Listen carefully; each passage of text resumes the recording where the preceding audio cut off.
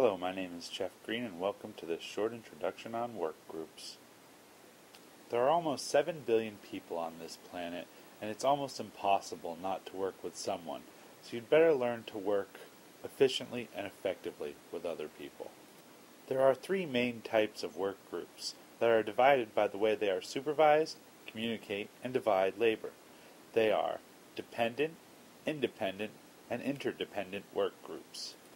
Much like an ant colony, where each member of a work group is performing the same task, workers in a dependent work group are performing the same tasks as their neighbors. Dependent work groups are called this because of how they are supervised. The workers depend on their supervisor to tell them what they need to do. There isn't a lot of communication in a dependent work group.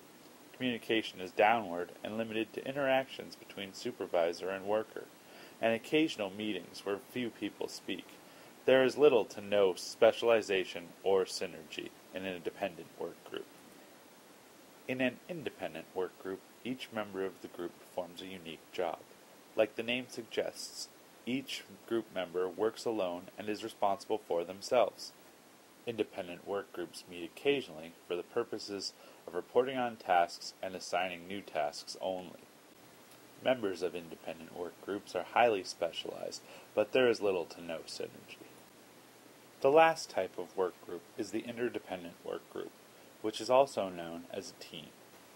Like a baseball team, each member of an interdependent work group has a specific role that they play that can adapt and change as it best suits the team.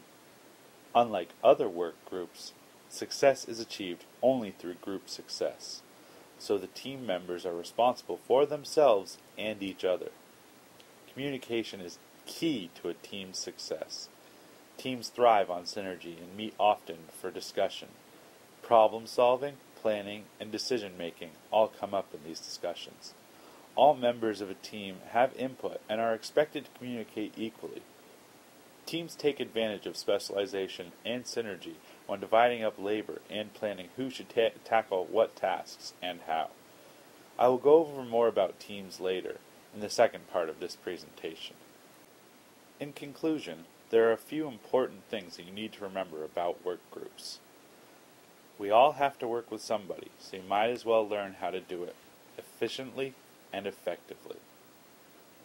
There are 3 main types of work groups: dependent, independent, and interdependent. Work groups are different because of the way they communicate, are supervised, and divide labor. Thank you.